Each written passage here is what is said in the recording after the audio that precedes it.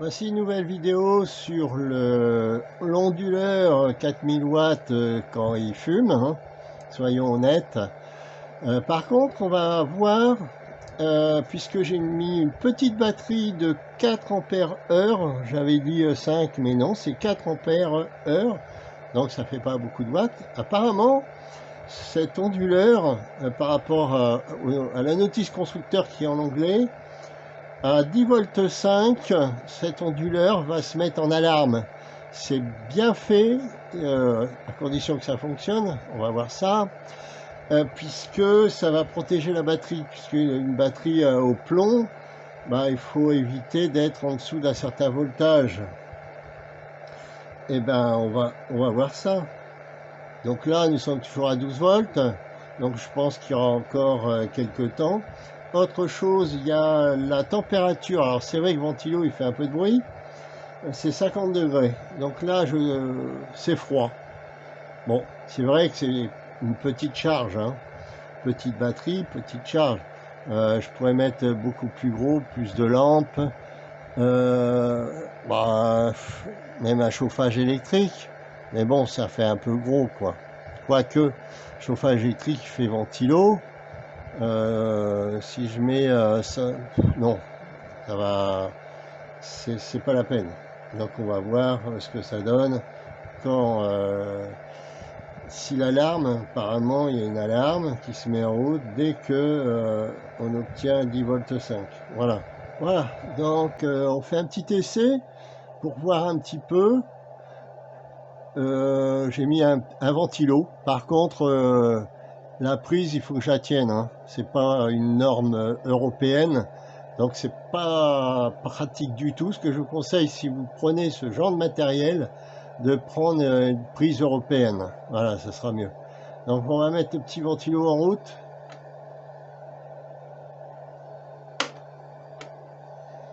Qui ne démarre pas, c'est normal.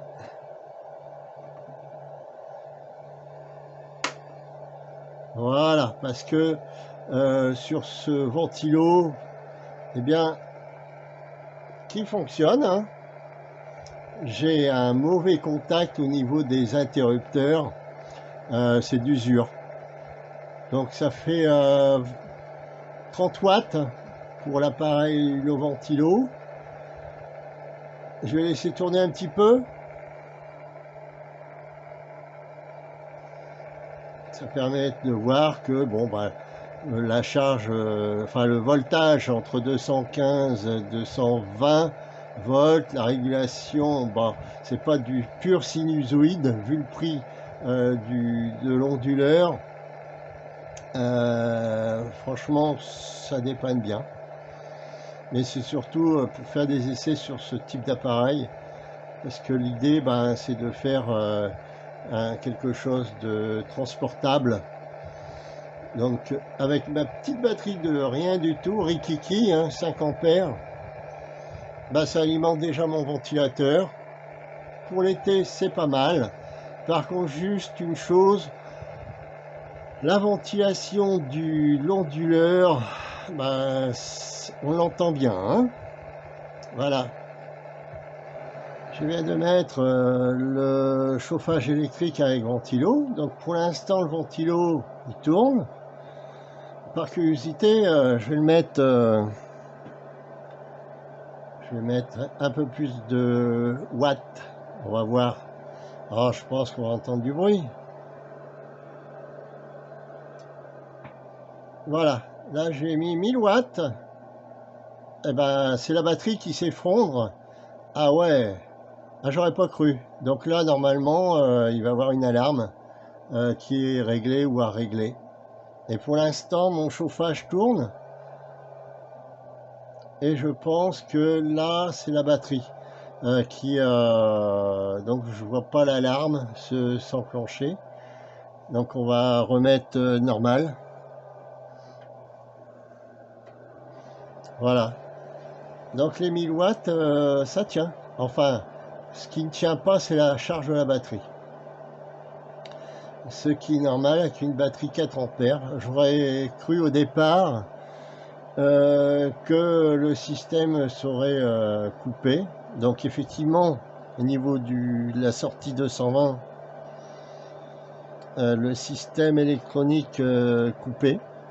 Je voyais le voyant. Et je pensais qu'à 10 volts 5, le système aurait mis en alarme. Bon, on va attendre et puis on verra bien.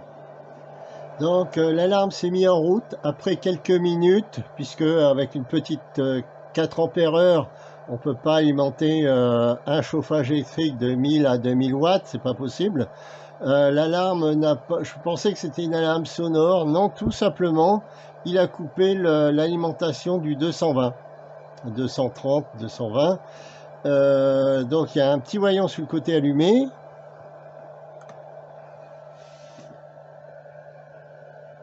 Voilà. Qui, en fin de compte, c'est le contraire par rapport à la notice qui est en anglais, mais mal traduite, enfin, traduite en chinois et en anglais, voilà. Donc ça veut dire en clair que le système protège la batterie. La batterie, j'ai mis 1000 watts, donc 4 ampères, ça tient pas les 1000 watts, c'est normal. Batterie au plomb, pourtant, elle tient quand même pas trop mal la Bosch. Automatiquement ça s'est effondré plusieurs fois et j'ai vu 12 volts 2 revenir en fonction. J'ai dit tiens c'est bizarre, je sais pas comment il fait l'onduleur. En fin de compte l'onduleur s'est mis en sécurité, il ne fournit plus le 220. Voilà, donc là c'était un petit essai. On va continuer pour la prochaine fois. Donc n'oubliez pas de vous abonner, un petit commentaire. En première expertise, je ne suis pas vraiment expert des onduleurs, puisque les onduleurs, c'est un produit que je surveille depuis très longtemps, puisque les premiers onduleurs que j'ai connus, c'était avec des transformateurs, avec un système électronique derrière. Donc ce système premier prix, ben, c'est un peu ce système qui existait, mais avec des transformateurs qui pèsent 1 tonne. Donc je suis quand même agréablement surpris via le petit prix que coûte cet onduleur 4000 watts par rapport à le système de protection, voilà, puisque nous avons un sinusoïde, comme ils disent, modifié, c'est pas du pur sinus. Mais franchement, je suis surpris. Je regarde ici, bah, c'est pas très chaud, hein, c'est même froid.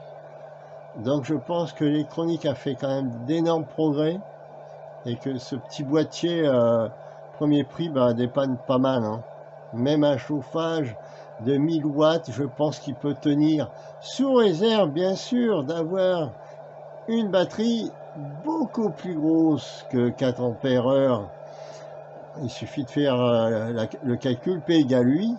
Donc forcément 4 ampères, on va pas très loin. Mais pour un petit poste radio, c'est déjà pas mal. Là, qu'un poste radio, j'ai pas besoin d'onduleur. L'onduleur me sert pour charger un ordinateur portable, permet de charger des téléphones portables, puisque vous avez sur le côté des 2 prises USB.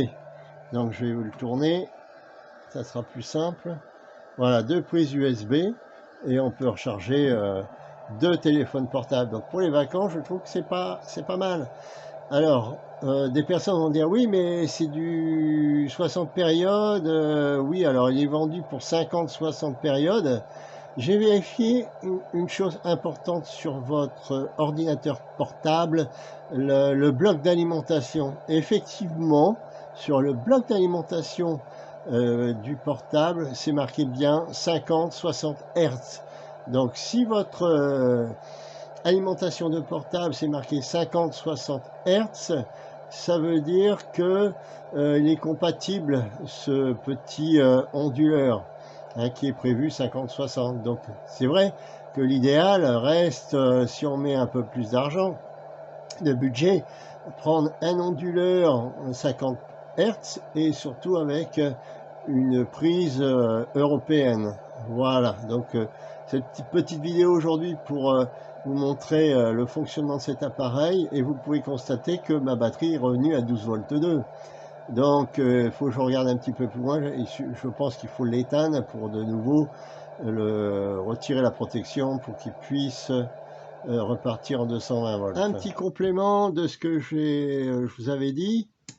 Donc il faut bien éteindre l'onduleur, et là on repart à 12,3, 220 volts. Le système est opérationnel. Voilà.